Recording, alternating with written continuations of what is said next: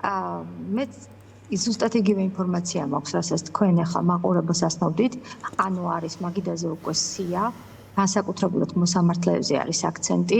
იმიტომ რომ ხდება დღეს სასამართლოს გზით, რა თქმა უნდა, ამ რეჟიმის როგორც ავტოკრატიის ჩაბატონება და ეს ძალიან კარგად ესმის ევროკავშირს. და სწორედ სასამართლო სექტორზე არის პირველი სანქციები, ასე ვთქვათ, კონკრეტული სია ფოკუსირებული. ხა ჩვენ როგორც ვიცით, სანქციები მანამდეც იყო რეჟიმის ლიდერებზე შეთავაზებული ევროკავშირის უმაღლესი წარმომადგენლის მიერ დეკემბერშივე თქვენ გახსოვთ, მაგრამ აქ უკვე უნგრეთი წინააღმდეგი წავიდა და ეს სანქციები დარჩა უკეთ შეთავაზებად და მას არ მიეცა კონკრეტული, ასე ვთქვათ, დაკონკრეტებული საშუალება. ეხლა რამდენად ეს დაკონკრეტდება ამჯერად ახალი სია, განსაკუთრებით მოსამართლეებზე აქცენტირებული, არ ვიცით, იმიტომ რომ აქ ისევ საინტერესოა რა სიტყვიან და უნგრეთი და სლოვაკეთი, ეს ორი ქვეყანა. მაგრამ ამავე დროს ჩვენ ვიცით, რომ ამაზე ძალიან კარგად იცის თვითონ ევროკავშირმა და იმ ქვეყნებმა, რომლებიც უკვე ამ საკითხში ლიდერობენ და მათ შეიძლება უკვე გააკეთონ ესეთი სანქციების პაკეტი, ოღონდ კოორდინირებულად ინგლისთან ერთად, დიდ ბრიტანეთთან ერთად და გააკეთონ ორმხრივი სანქციები იმ შემთხვევაში, თუ სლოვაკეთი და უნგრეთი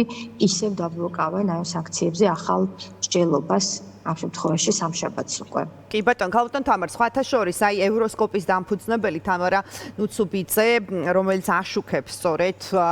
ევროპაში მიმდინარე აი ამ პროცესებს, ამბობდა, რომ ჩემი ინფორმაციით ევროკავშირი ცდილობს ორბანისა და ფიცოს დარწმუნებას, რომ რაღაცა ევროპულ მაგნიტსკის სიაში მოხვდეს სწორედ ეს 15 პირიო. ხო, იცით თქვენ რა მინდა გკითხოთ, არის რამდენად რეალური სცენარი შეიძლება იყოს ეს, რომ მართლაც რაღაცა შეთანხმებულად მოხდეს ერთიანად, რაღაცა სრული შემადგენლობით მოხდეს გადაწყვეტილების მიღება დასანქცირებასთან დაკავშირებით. თქვენ ისაუბრეთ იმ ვერსიაზე, რომ აი ბრიტანეთთან ერთად კი ბატონო ეს გასაგებია, მაგრამ აი უშუალოდ ყველაზე მეტად რაღაცა აი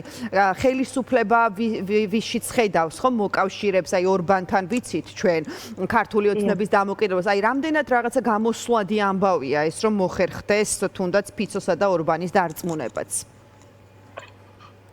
მე პირადად ესეთი აზრი მაქვს, რომ ნამდვილად შესაძლებელია მათი დარწმუნებაც მოხდეს. ეს უკვე გააჩნია რამდენად ჩქარა მოხდება, იმიტომ რომ შეიძლება დაიწყოს ახლა ინტენსიურად და შემდეგ მიიღონ ეს პაკეტი, მაგრამ ის ფაქტი, რომ ოპოზიციის ლიდერები არიან დაპატიმრებულები, არის მასობრივი დევნა ყველა განსხვავებული აზრის მქონე ადამიანებზე, ასევე ჟურნალისტებზე, თუ იქნება ეს სამოქალაქო სექტორზე, ეს ყველაფერი არის უკვე ისეთი ძიმე, ასე ვთქვათ, სიმპტომები ავტოკრატიის და რეპრესიების, რომ თვით უნგრეთსაც უჭირს ხოლმე მსგავს შემთხვევებში გარკვეული ობიექტურად, ასე ვთქვათ, რაღაცა დემაგოგიური საბუთის მოძებნა, რომ აი ამის გამო უარს ვამბობ. ხო, ამიტომ ეხა უკვე რა თქმა უნდა განსხვავებული კონტექსტია და შეიძლება მათი დარწმუნება მოახერხონ დანარჩენებმა. ხშირად ისინი ამ დარწმუნებასაც, ასე ვთქვათ, სავაჭრო საგნად იხდიან ხოლმე, განსაკუთრებით ორბანი, სხვა საკითხებთან დამოკიდებულებაში, ამიტომ გააჩნია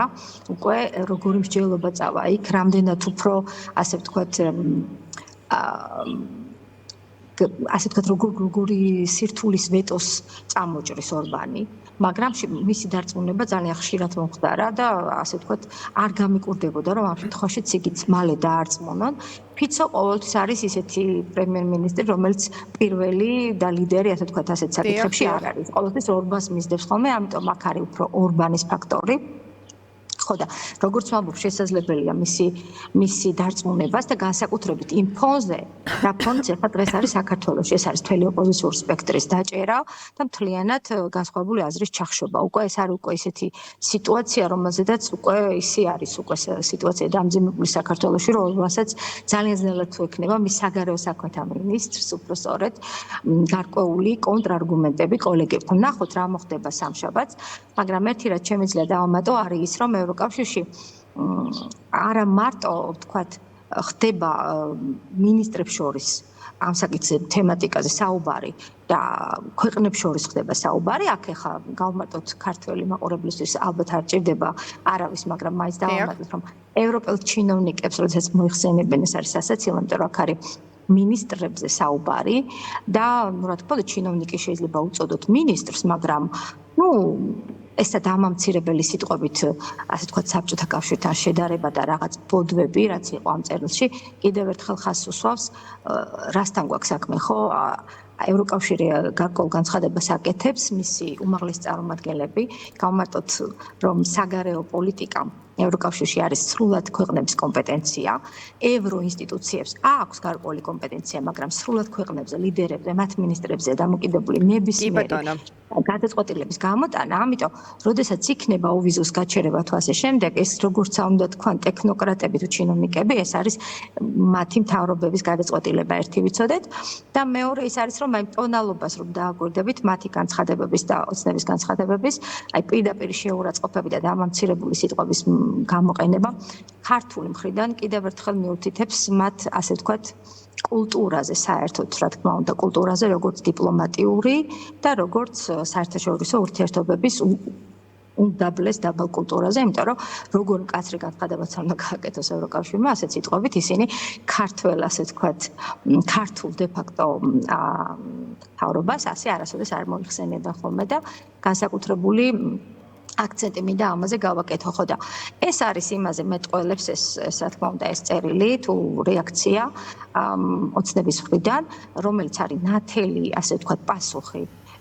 ევროპისთვის, ევროპის საგარეო საქმეთა მინისტრებისთვის იმაზე, რომ ისინი აბსოლუტურად არ აპირებენ არანაირი ნაბიჯის გადადგმას, არც ერთი ასე ვთქვათ, იმ ნაბიჯის გადადგმას, რასაც ევროპელები კიდევ ერთხელ ხაზს უსვამდნენ, რომ ელოდებიან პასუხისგებლიანი და ქვეყნის მოყვარული მთავრობისგან, ამიტომ ეხლა